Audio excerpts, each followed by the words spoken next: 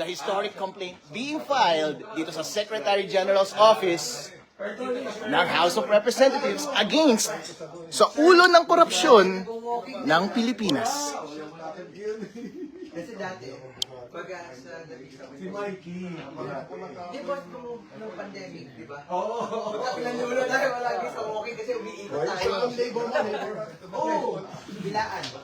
Ayun, wala na, magdalize this. Sige na. Sir, Dito ka. wala to. Alright. Go ahead, boss.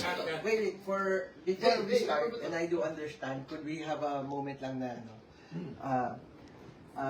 wag muna tayo mag-record para... Ay, hindi pwede. Right. This is a public office. Yeah. I just talked to Request na the... Sige, attorney. Go ahead. Sir, pursuant to the people ahead of you, the Secretary General is not around, not authorized to receive.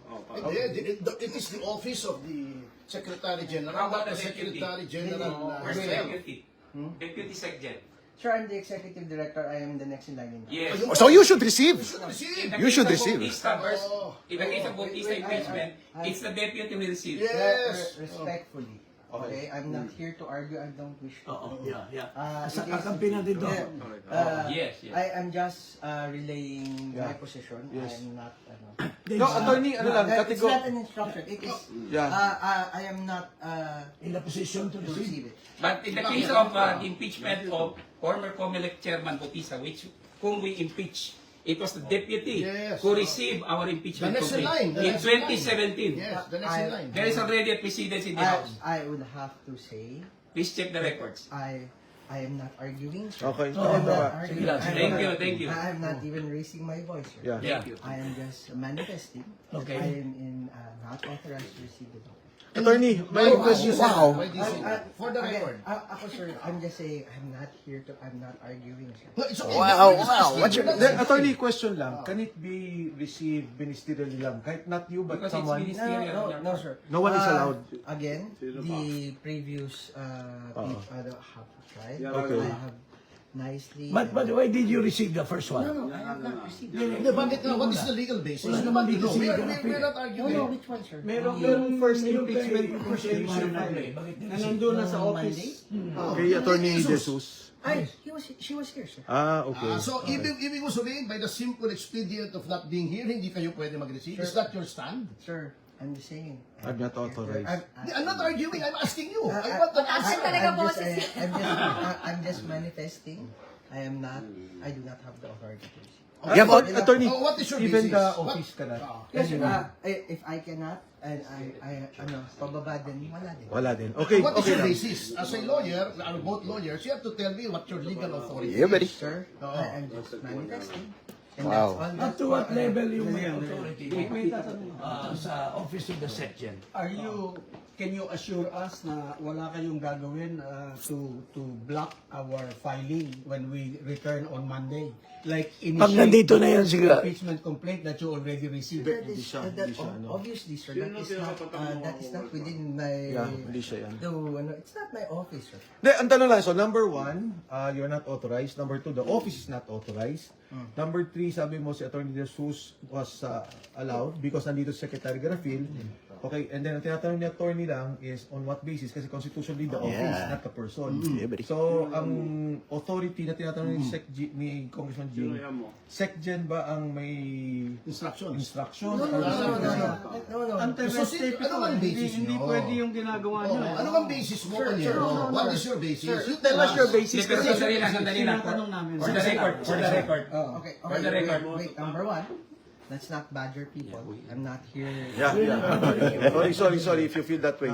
That wasn't meant to. We don't, You just answer the question para hindi ka mabadger. If you're Ganito not kasi. answering the question, we give us answers because we are citizens. We are paying your salary. Ganyan talaga. We're paying your salary, so you answer us. For the meantime, I'm making a proper, even if you don't receive, by law we can proper the complaint and all the annexes, and that is legal. If you will not receive, that is deemed legally received by law. We tendered it Tender. to you. We are properly and tendering it Our complaint. in under and by virtue of the Constitution. Teka.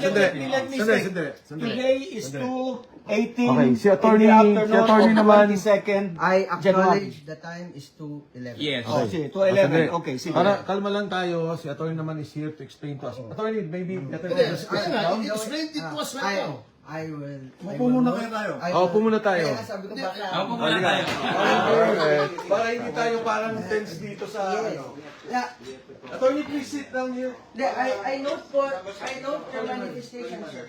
I note your manifestation. But going back, Banyero, to my original question, what is your legal authority in saying that you are not authorized to receive? We want to know. We are It curious. is a statement of fact na I am not authorized. Okay. So you are saying that based on your own conclusion of what the law says, you are not authorized. Is that what you're telling this fellow lawyer? It's not in the law. Kaya It's against the nga, law. It's against the law. is that what you're saying? Okay lang, sandali ah. So sinasabi na ni attorney, I'm not authorized. Is there an instruction, attorney? No. Wala. Walang So instruction that- from SecGen, walang instruction from... Okay, going to my next question. Okay. Since there is no instruction, you're saying that you cannot receive the complaint is based on your conclusion of the what the law says. Wait, sir. Wait, sir. Okay, listen mo, sir. These questions, what are they for? We want to know because we are citizens. We are paying And your this is a public salary. office. Under the You are a public, Constitution, you're a public official. Okay, one by one. under the Constitution, very clear that if there's an impeachment complaint and duly endorsed by O sige, para maliwanag na I refuse to be covered by any media recording or anything. Ano, this is public. Wala yan sa ano. Hindi pwede. This is a public office. It's a public office. Hindi to private conversation pare ko. For manifestation's sake, Okay. Okay. I just manifest. Okay, I go ahead. am not consented to any recording or broadcasting of any conversation here as I don't. Okay. Our lawyer and co-complainant, according to Topacio, will tender the Okay. complaint. Okay. Let's Hindi, sandali lang, for the record. Oo. We'll tender the complaint Oo. in accordance with the Constitution. I note, Okay. I note for the proper. That's Kanina yun, di ba? I note. Inabot ko. Oh. Yes, sir. Kanina I yun. note for the proper. I said no. Para let's go through the motion. Okay. I said no. Okay. Yes. Para at least po. Okay. Nonetheless, we are tendering the Attorney, complaint. just to be to be candid, syempre, because we understand na hindi ka naman yung authorized, but of course, as a group, we will also take legal steps. That's why may mga ganito lang motions. We understand that. So, we thank you. Wala pong sama na loob. If that is what I understand. So we in thank- fact, we feel sorry that you have to take the We fall thank for you this for video. receiving us. So, maraming salamat. Kung may- Yung documents. Yes. Establish ko lang. It's 2/11/22 January na tinender namin sa iyo yung aming Para verified. kukumpletin ko na rin po. Okay. Okay. It was an attempt to No, it's not an attempt. We tendered to you. We tendered to you. Para kukumpletin ko na nga. Galing na sa kanya. Sige, let You him... are here To tender. to tender. I refused. That's legal. And you left a copy here in the office. You could actually leave it there. Para okay na po tayo. Pwede bang ma-receive Is that satisfactory? Okay na. Okay, Yes, thank you. This Thank is you. what I Thank you. propose. Attorney, Di ba pasensya office, na. di ba office hours nyo hanggang alas 5? 7 o'clock. 7 o'clock, okay. Since wala si Cheloy dito, hihintayin namin na dumating siya ulit. Ako, Yeah, buddy. Ako. Ako hintayin ko. I'll stay here until 7. Sama si Cheloy. Tanungin mo ko sa We will wait Out of the country. until Then, Anyway, thank you for that. Ha? Alam mo naman na, where is the SecGen? Where is the SecGen? Asan ang section? For the Where's the record. SecGen? Sandali. Where's the SecGen? For the record. Taiwan. And in her absence, who is the acting SecGen? Sandali. For the Gusto ko lang record. linawin sa Isa-isa Who is? lang. Isa-isa lang. It's you. no, It's you. there is no acting secretary. Siya ang ano. Who's the second in But you are command? second Ikaw. in command. In this office, I am the executive. Nonetheless, we are tendering and proffering our original complaint and the annexes for and under and by virtue of the Constitution of the Republic of the Philippines. Kaya kanina ko pa sinasabi, baka meron kayong binabiolate na civil service regulation. Kasi you're supposed to be, pagka wala dito yung Automatic. yung May officer in charge. merong papalit, merong susunod. It's automatic. Secondly, Panyero. Wala. Secondly, Panyero. Bakit si Galapin Nagano na naman, pumunta ng Taiwan. Hindi, kung wala siya, the office is here. Okay. We have already, di ba? We've established yung, already. We already given it. Si attorney naman was kind enough to state yung legal basis. So, okay na tayo. Ha? Hindi, gusto ko lang tanong pa kay... Ito si Dudu si attorney, ha? Ano, Governor Chavit. Sir, iikot ako. Okay, Governor Chavit. Ako iikot because Isa-isa para ano. Si ah, Admiral Carlos. Governor Chavit. Okay, si Secretary Menes Peron. Attorney Topacio. Hindi ikaw. Yung mas gwapo. Cathy Binga. And former Congressman Jim Para. no introduction necessary. Of course, Attorney Manny Luna, I'm the Attorney first General complainant, former Garcia, Commissioner, Presidential Anti-Corruption Commission.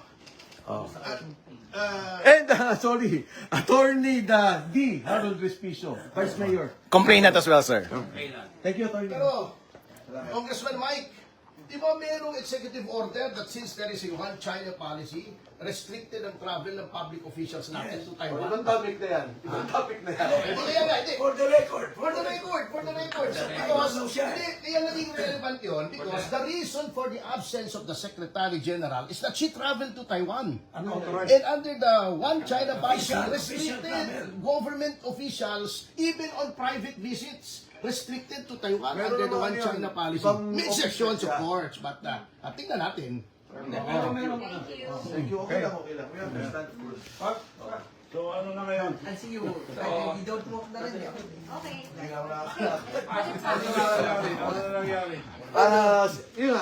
Yun naman, binigay naman ni Attorney yung... Enter naman tayo, that's enough. That's the legal requirement. Tira, manong, let's go. Iwan naman natin yan. Bigyan na lang namin sa kanya. Ay, Kong. That's No personal. Thank you. Attorney, any quick statements, sir? 5K nanonood sa live ngayon? Again, I am not consented to be recorded. Alright. Kung Mike, for the 5,000 watching live, anong statement natin? Well, una sa lahat, si attorney was kind enough to come here and sabihin niya na hindi niya kayang tanggapin. So, itong opisinang to kasi hindi naman tao eh, but na office. Sa saligang batas, kailangan niya tanggapin talaga. And ito ipapakita lang na talagang yung nauna impeachment ay kalokohan at gusto nilang babuyin ang ating proseso ng saligang batas sa impeachment. Ito lang ang pagkakataon ng tao magreklamo, hindi ba pinayagan?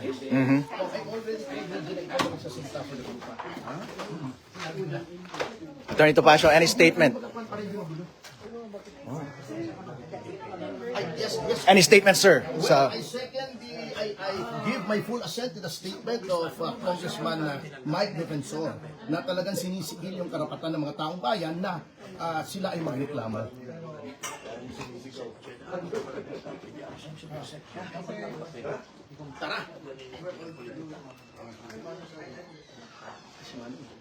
Congressman Paras, ano po statement natin sa kanilang pag-refuse ng ating complaint?